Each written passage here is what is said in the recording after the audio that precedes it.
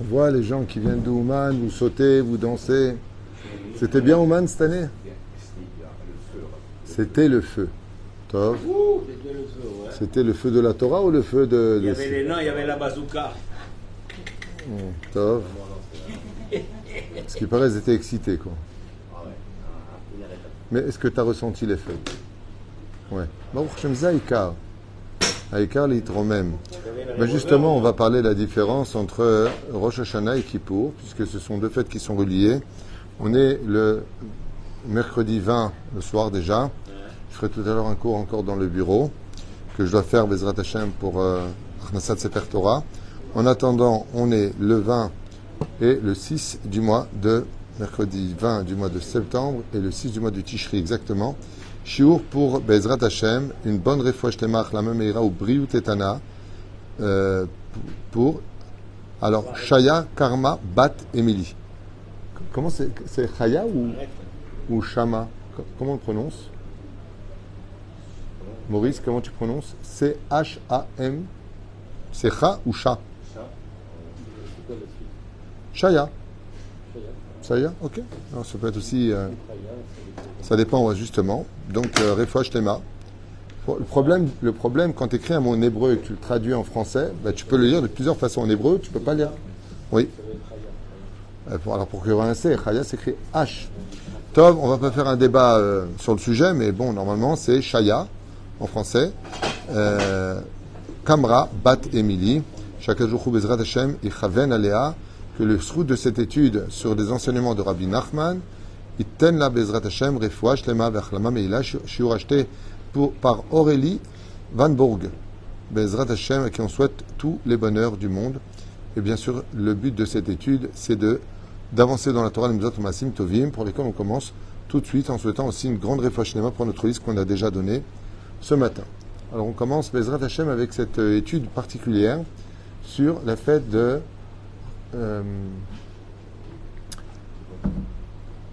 Rosh Hashanah.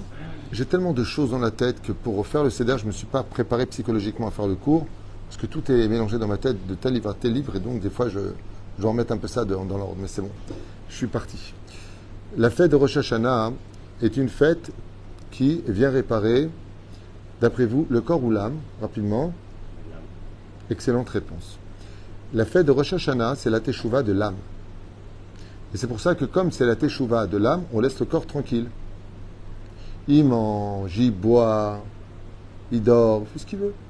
Le corps, ce n'est pas sa teshuva à lui. Car il faut savoir, j'ai prévu Blineder, je dis bien Blineder, un cours sur les 7 facettes du Yetzer Hara. Dans la Gemara de Masechet Sukkah, Bedaf Nunbet Amud Aleph, là-bas il y a 7 partsoufim, 7 noms Yetzer Hara. Mais il faut savoir que le Yetzer Hara, il porte plusieurs noms. Quand il s'attaque à l'âme, il porte un nom. Quand il s'attaque au corps, il porte un nom. Et donc, effectivement, le jour de Rosh Hashanah, on vient faire la teshuva de l'âme. Et c'est pour cela qu'on entend un son, qui est le son du shofar, pour lequel notre âme, lishmo akol shofar, entend. Parce que l'âme peut faire deux choses, entendre et sentir. On ressent pendant le shofar ce que l'on entend. C'est du domaine de l'âme. Donc, question bête, Kippour, c'est la tchouva de quoi? Bonne réponse.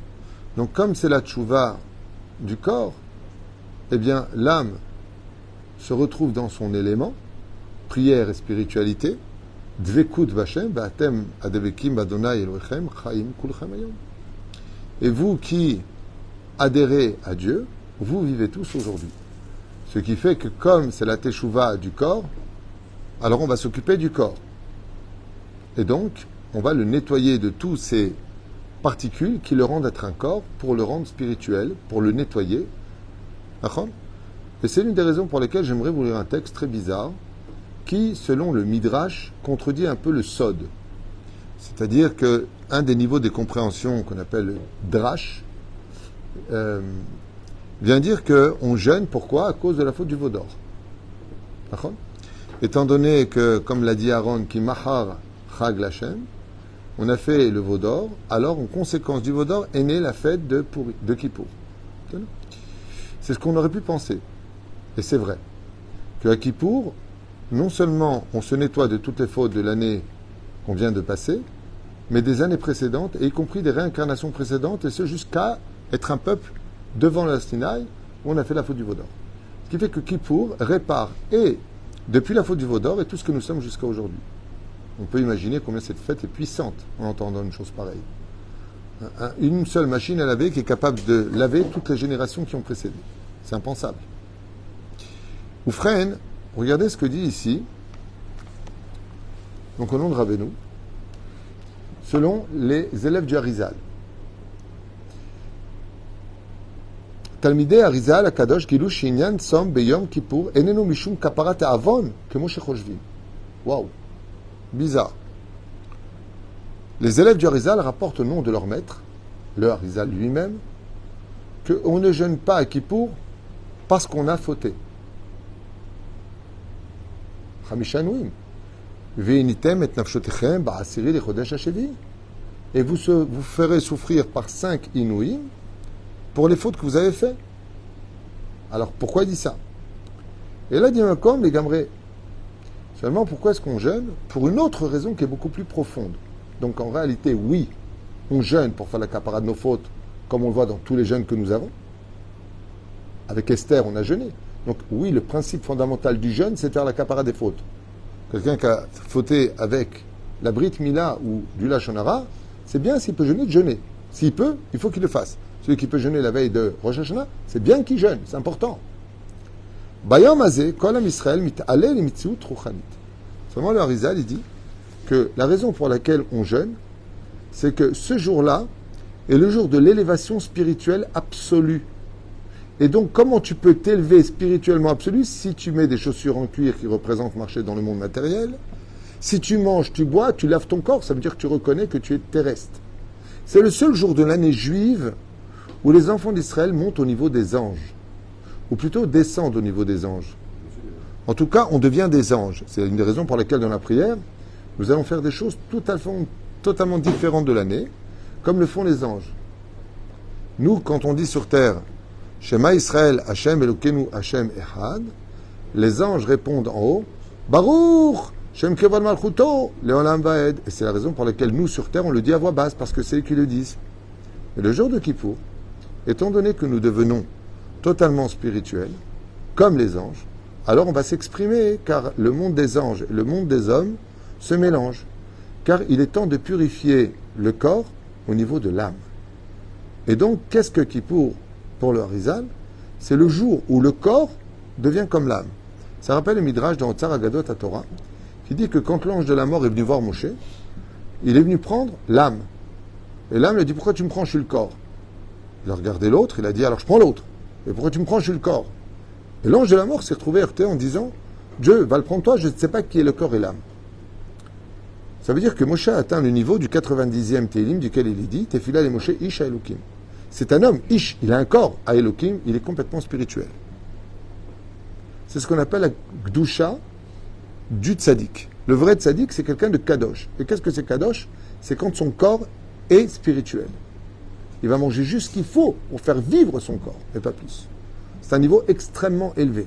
C'est le seul à avoir. Hein? C'est le seul à avoir. Non, il y en a qui ont eu. La terre d'Eretz Israël, justement, nous emmène à nous élever spirituellement au point d'arriver à ce niveau-là. Si tu étudies la Torah en Israël à un très bon niveau, tu peux atteindre des asagot plus hautes que Moshe Rabbeinu. Moshe était le plus grand des prophètes, mais pas forcément le plus grand de tous. Il a marqué le plus grand des prophètes. À tel point qu'il a dit, pourquoi tu m'as donné la Torah à moi, tu aurais dû la donner à Rabbi Akiva, par exemple. Et la Gemara nous dit, s'il n'y avait pas eu Moshe, il aurait pu la donner à Ezra à Sofer. Voilà. Ah, pourquoi? Parce que Moshe, d'ailleurs, voulait atteindre un niveau où personne n'aurait pu le déplacer, de son titre de meilleur rabbin, c'est s'il était rentré en Israël. Par exemple, Moshe est le plus humble de tous les hommes, de la terre, mais pas d'Eretz Israël. Qui était au même niveau que Moshe? David Ameler. C'est là. Donc, c'est des opinions qui sont citées et données, c'est pas important, mais juste pour retenir. Bayam Azeh, Kolam Israël mita'alel et mitziut ruchanit gvoa nikret olam abina. Et donc, qu'est-ce qui se passe ce jour-là? Le peuple d'Israël s'élève dans les sphères spirituelles au niveau de la bina. Donc, bina, c'est la sphira de la teshuva. O olam ha-keter. Et ensuite, elle monte jusqu'au monde du keter, ce qui est le plus haut degré. Keter, ça veut dire la couronne du roi. Et c'est la sphira la plus élevée. Et il dit comme ça, Vesham ruchanut kol kach gvoa, urechoka miyania olam hazeh. Il faut savoir que Keter est tellement élevé, est tellement loin de toute matérialité, Shelachen, minachrach nitnatek mikol kesher ifshari mitziut al gashmiut. Et c'est pour ça qu'on est obligé de se couper de tout lien matériel. On ne peut pas aller avec sa femme ce soir-là. And ishut. Pourquoi? Parce qu'on doit devenir complètement spirituel pour atteindre un niveau qu'un avion ne pourrait pas t'emmener, mais une fusée pourrait t'emmener dans les hauteurs. Quelque chose d'extrêmement différent du standard de la vie. Et c'est pour ça qu'on s'habille en blanc. Car là-haut, au niveau de la Sfirat HaKeter, tout est blanc. Et c'est pour ça qu'il y a une mitzvah de s'habiller en blanc comme les anges, qui peuvent monter jusque là. Remez Adavar ki bayom hazeh, comme c'est marqué, ki bayom hazeh yechaper alechem leter etchem mikol chatotchem lifnei Adonai tit'aru. On passe d'être nettoyé des fautes pour devenir ta'or, pur. Amila tit'aru. Si vous faites la gematria du mot tit'aru, ça fait combien en gematria? Tit'aru. Omer taf, ça fait 400, tet, ça fait 9, et ça fait 5, resh, ça fait 200, vav, ça fait 6. Gematria, 620. Keter. Donc, pour que vous soyez pur, c'est la même gematria que mon keter. Sheor yom kippur magiyam me'olam keter, she'akol mitaper desriot mamash. Et quand on arrive à keter, eh bien, automatiquement, tout est pardonné.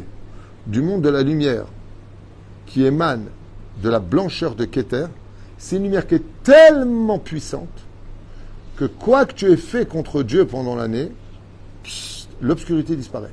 Il n'y a plus de tache sur toi. Donc, tit'aru, parce que tu montes jusqu'à keter. Donc, c'est la teshuva du corps qui devient spirituel. À Emet, je voudrais faire une parenthèse que je n'ai pas dite. C'est que la puissance des 10 jours que nous avons, dans lesquels nous sommes en ce moment, c'est une puissance qu'il faut quand même réaliser. Qu'est-ce que c'est Asara Yemé Teshuva, les 10 jours de pénitence, comme le prescrit d'ailleurs Rabbeinu Yona dans la Teshuva, qui est Meot Kedai d'étudier pendant cette période à Emet, c'est que le Créateur du monde est mis de galé de façon passionnante pendant ces 10 jours. Je répète, pour pas que ça pourrait paraître simple à écouter, le Créateur du monde se dévoile pendant ces 10 jours. Ma'inav Kamina. Alors, je voudrais expliquer ça, une parenthèse de l'étude qui va nous faire prendre une autre dimension de la religion, de notre Torah. Dieu est caché derrière 7 cieux. Tout ça, c'est des images, bien sûr. Dieu n'a pas besoin de se cacher, il est partout, omniprésent, omniscient. Bon. Mais il est caché. Qu'est-ce que ça fait quand Dieu dit Aster Asir Panaï, je me retirerai et détournerai ma face de vous? Ça veut dire qu'il n'y a plus d'Ashgacha pratit. Comme un peu aujourd'hui, dans notre génération.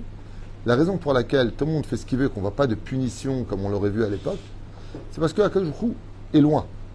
Pourquoi est-ce qu'il est loin? Parce que les anges protecteurs de l'honneur divin demandent à Dieu de s'éloigner. Le Madavardomé, c'est comme si qu'il y aurait des excréments ici, qu'il y aurait le roi.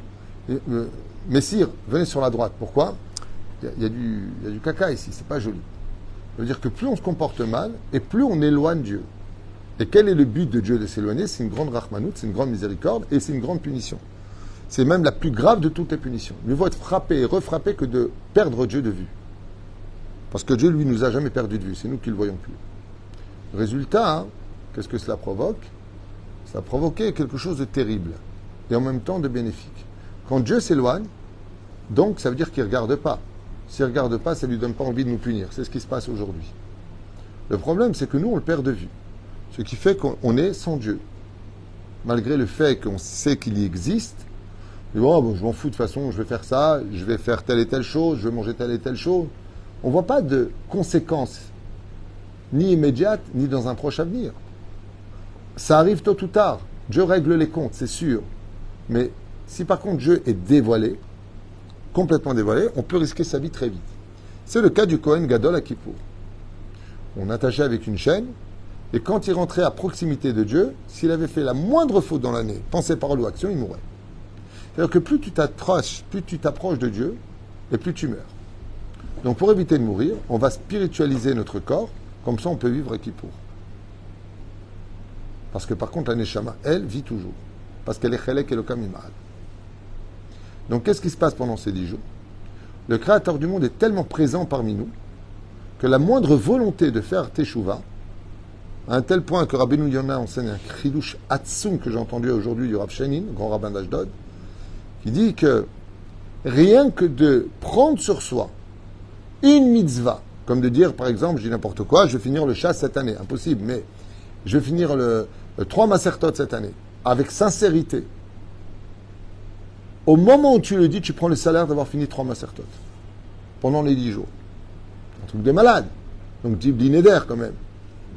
Mais le fait de prendre sur toi, d'être pudique, de te lever tous les matins à la prière, de mettre Rabbeinu Tam, de manger strictement Chalak Bet Yosef, d'essayer de venir en Israël concrétiser la nation, c'est aussi une mise importante.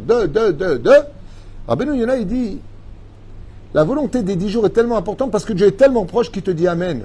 Et quand le roi lui-même est là, que ce n'est pas les anges qui transmettent tes transmissions, tes vœux et tes volontés de tes chouvas, le créateur du monde, c'est comme tu peux dire, ah, si je pouvais te donner tout l'or, je te le donnerais. J'en ai pas. C'est-à-dire, je voudrais la volonté d'être meilleur, mais je ne le peux pas pour l'instant parce que j'ai trop de clipotes sur moi, ou trop de retenue, ou trop de crainte, parce que j'aime trop ta Torah de tout promettre et de ne rien faire, que dans le monde d'en haut, le créateur du monde, il dit, Bémet, toi maintenant tu veux prendre le kissouille sur toi, tu prends cette décision-là, le créateur du monde, il te donne le salaire comme si tu portes le kissouille. Même si tu ne le portes pas après. Pourquoi? Il dit parce que les 10 jours, Dieu est très proche de nous. Karov Adonai lechol koreav. Et là, on est dans la période de Noraïm. Il y a même Noraïm. Vous avez des jours terribles. Qu'est-ce qu'il y a de terrible? C'est que le roi est là. Le roi ne se retire pas. À émettre, c'est aussi à nous de le chercher. C'est à nous maintenant de lui courir derrière, de lui montrer qu'on a la volonté. Pendant Anil et Dodi Vedodili, le mois d'Elul, c'est lui qui nous ouvre le cœur. Maintenant, c'est à nous de lui dire ouvre-nous le cœur. Ouvre-nous l'envie d'être près de toi. Et cette proximité-là est tellement puissante dans les sphères célestes que la volonté de faire teshuva, c'est déjà une teshuva. C'est pas la teshuva, mais c'est déjà un très très haut niveau de teshuva. Alors imaginez à Kippour. Marloquet, Rabbi Yehuda, est-ce que oui, on est pardonné, pas pardonné? Sauf la maskana finale, c'est qu'à Kippour, on est tous pardonnés. Donc on remet les compteurs à zéro. Pourquoi? Parce qu'on a atteint un niveau de Keter. Je dirais d'une certaine façon que Kippour, c'est la pièce qu'on doit rendre à Hachem de nous avoir fréquenté autant de temps pour nous donner autant de chance. Il serait peut-être temps qu'on monte jusqu'à lui. D'une façon un peu détournée. C'est bien. Donc, Rabbeinu, Megale shekol tikun shaya ba'peula shebet hamikdash lo ne'elma bechur Rabbeinu, כן? ועד אדם צדיקי אדום ממשיכים לפעול ככהנים גדולים, גם עתה לכפר על עם ישראל כבזמן הבית. Il dit, ne crois pas que depuis que le temple a été détruit, le travail a cessé. Ce sont les Gdolé Israël, les grands d'Israël, qui continuent le travail du Kohen Gadol, car eux restent toute l'année spirituelle. C'est pour ça que c'est important d'être proche d'un tzadik emet. Car yachol ekabel shefa shel or mechila verachamim ha'ilyonim. Et c'est pour cela qu'il peut recevoir énormément de lumière qui vont l'aider pendant Yom Kippour à garder cette prestance, cette lumière, cette extraordinaire aura. Ou frère, j'aimerais quand même finir avec quelque chose parce que ça peut durer des heures. Okay. Shabbat, on dit qu'on doit quand même nourrir le corps pour que la Neshama elle puisse profiter de Shabbat. Est-ce que le corps il n'empêcherait pas la Neshama et Yom Kippour justement de profiter pleinement si on ne nourrit pas du tout le corps? Ça n'a rien à voir parce que ça se divise en jours. Je m'explique. Le chiffre 6 correspond à la nature. Le monde a été créé en 6 jours. Le 7e, il s'est reposé. Ça ne veut pas dire qu'il s'est reposé, mais il faut comprendre. Le chiffre 7, c'est le monde intermédiaire, c'est Shabbat, spirituel et matériel. Le chiffre 8, il est en dehors du monde matériel. Et le chiffre 10, il est au-delà de toute pensée humaine. C'est Kippour. Kippour, il appartient à la 10e sphira. Il est le 10 du mois. C'est pas pour rien. Ba'asiri le Chodesh HaShevi'i. Pourquoi les Chodesh HaShevi'i? Parce que le 7e jour, même si c'est le 7e mois, c'est Shabbat. C'est pour ça qu'on appelle la reine des Shabbats. Donc dans le monde dans lequel il est, on est dans le monde des anges Elionim, mais pas Tartonim. Car en réalité, les hommes viennent du monde de la Beria et les anges viennent du monde de la Yetzira. Donc on est supérieur en tant qu'homme aux anges. Donc comment on peut dire on s'élève vers eux, on descend vers eux? Mais on parle de quel ange? Il y a des anges qui appartiennent au 2e jour, donc sont encore plus proches. La reine, dans l'absolu, le jour de Kippour, c'est un jour exceptionnel. C'est pour ça qu'on ne doit pas faire 2 Kippour. On va faire un Kippour. Parce qu'il est jour unique. Il y a plein de choses à dire. Plein de choses à dire. Il n'y a pas de Yetzer Hara à Kippour, et pourtant on peut mourir à Kippour. Et qui vient de prendre, c'est bien l'ange de la mort. Donc comment il n'y a pas de Yetzer Hara? Je ne vais pas rentrer maintenant dans tous ces... On peut dire que c'est très long. Mais je voudrais juste finir quelque chose. Comment est-ce qu'on peut prendre la lumière de Kippour avec nous alors qu'on est en train de demander pardon et que c'est un jour terrible? Kippour, c'est un jour terrible. Même si on sait tous que Rosh Hashanah, c'est la teshuva de l'amour. C'est pour ça qu'on mange, c'est pour ça qu'on boit, c'est pour ça qu'on fait les yeratzon, que tu nous donnes, une bonne année. C'est là. Yom Kippour, c'est la teshuva de la crainte. Yom Nora, la crainte. Pourquoi? Parce que le Gilou Ishrina est extrêmement élevé à Kippour. On est vraiment, on pourrait dire, comme le dit Rabbi Akiva, Ashrechem Israël. Vas-y, Ashrechem. Devant qui vous rendez pur et qui vous rend pur. Donc on parle de proximité, panim el panim. Donc c'est Nora d'être en face de Dieu et de ne pas être propre. Ce serait horrible de rentrer à Kippour sans faire tchouva. Mais comment on peut prendre cette lumière? Je voudrais finir avec une parenthèse qui est si importante pour nous aujourd'hui. C'est la parenthèse que Dieu nous a offerte pour Kippour. La Gemara nous dit, comme vous le savez tous, Lo ayu yamim tovim l'Israël ke yom akipurim beke tu be'av. Il n'y avait pas de meilleur jour de joie dans l'année juive que Kippour et Tu B'Av. Quel lien y a-t-il entre les deux? Le lien, il est sur deux dimensions. La première qu'on va expliquer, Tu B'Av, c'était le jour des Shidduchim, et Kippour, c'était le jour des Shidduchim. Parce qu'à l'époque du Beth Amikdash, comme je l'ai expliqué hier à Netanya, comme le dit la Gemara, la Mishnah, qui faisait Kippour? Qui était le seul qui priait à Kippour, à l'époque du temple? Que le Kohen Gadol. Et qu'est-ce qu'on faisait, nous, le peuple? On jeûnait, oui, on ne mettait pas de chaussures, ça, on faisait les 5 inouïs, mais c'était le jour où les garçons allaient chercher une fille pour se marier. Ils faisaient un chidour. Ou ils allaient surveiller leur champ. Ou ils allaient étudier la Torah chez leur maître, et les rabbinim, qu'est-ce qu'ils faisaient à Kippour? Ils jeûnaient, ils allaient enseigner la Torah toute la journée. Mais on n'était pas comme aujourd'hui. Ce qui fait que quelque part, qu'on le veuille ou pas, aujourd'hui, on vit un Kippour un peu galoutien. Celui de la perte du temple. Mais le vrai Kippour, il n'est pas comme ça. C'est comme par exemple le loulav. Combien de temps on va secouer le loulav, nous? 7 jours. Dans la Mishnah, de Souka, combien de temps on faisait? 1 jour. Midoraita. Un seul jour après. Eux, par contre, là-bas, le Amikdash, je faisais 7 jours. Nous, on faisait qu'un jour. Donc vous voyez qu'il y a beaucoup de choses qui ont changé par rapport à l'évolution du manque de spiritualité. Comme on en a moins, on va faire plus de mitzvot. Mais plus tu es spirituel, moins tu as besoin de mitzvot. C'est pour ça que quand tu meurs, tu peux plus faire de mitzvot. Parce que tu n'es que spirituel. Le corps a été créé pour les mitzvot. Si un jour posé la question pourquoi Dieu vous a créé un corps, sachez c'est que pour vous, donc 248 membres, 365 tendons qui font 613 en tout, c'est pour faire la Torah les mitzvot. Et c'est à cet insu que je voudrais finir avec quelque chose d'important. Lo ayu yamim tovim l'Israël, ke yom akipurim ve tu be'av. C'est pour ça qu'à Kippour, on vient demander pardon, on chante. Il y a une mitzvah d'être mitztaher, d'être quelqu'un qui regrette sincèrement ses défauts, d'avoir contredit Hachem, mais tout se chante. Adon aselichot, chatanu. Qu'est-ce que tu chantes? Ben, la raison pour laquelle tu fautes toute l'année, c'est parce que tu n'es pas heureux. Donc si tu répares la joie, ce que donne cette lumière, c'est la joie. D'ailleurs, tous les morts cliniques vous diront que quand ils rentrent dans le couloir de lumière, ils éprouvent une joie intense, inexplicable, une joie d'amour, comme si ils étaient pris dans un sentiment que le monde ne pourrait pas expliquer. Et c'est ce qu'on doit ressentir à Kippour. Quelqu'un qui dit « Oh là là, ça sort quand j'ai soif », c'est très très problématique. Parce que ça veut dire qu'il n'est pas dans la lumière, il est dans son corps. Donc il a un peu raté Kippour. Hein? Imaginez quelqu'un qui est très très soif, et on voit une soucoupe volante juste au-dessus de nous. Est-ce que la personne va penser à aller boire à ce moment-là? Je vous pose une question bête. Avec plein de lumière. Imaginez quelqu'un maintenant a très très soif. Il y a d'un coup une soucoupe volante qui apparaît au-dessus de sa tête avec énormément de lumière. Vous verrez que non seulement il va ne chercher ni à boire ni à manger, mais il ne voudra pas le quitter, prendre son portable et filmer pour le mettre sur les réseaux sociaux et dire regardez ce que j'ai filmé. Mais je ne comprends pas. Pourquoi elle est partie t'as soif? Mais tu te rends compte de ce que je suis en train de filmer? Celui qui pense à boire, à manger à Kippour, c'est qu'il n'a pas vraiment vécu Kippour. Il ne s'est pas rendu compte de ce qu'il vivait. Il vit, il a jeûné comme la cavotte, c'est dur, il est humain, on n'est pas idiot, on sait bien. Il est humain, on se plaint. C'est un feuge. Mais On fait coexister la joie et la crainte en même temps. C'est hyper contradictoire comme. non, c'est pas comme ça que ça se passe. On fait coexister l'amour et la crainte, et ensemble, quand tu les as mis ensemble, ça fait la joie. Quand l'amour se marie avec la crainte, le bébé qui naît, c'est la simcha, la joie.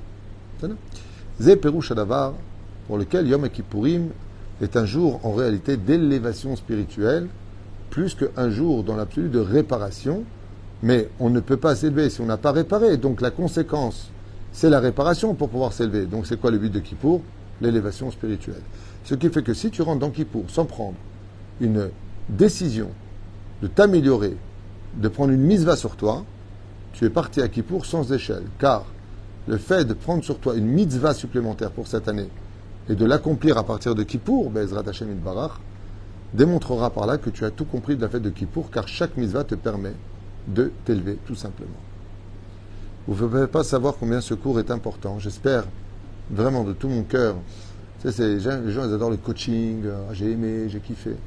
C'est un cours extrêmement profond que je viens de partager avec vous.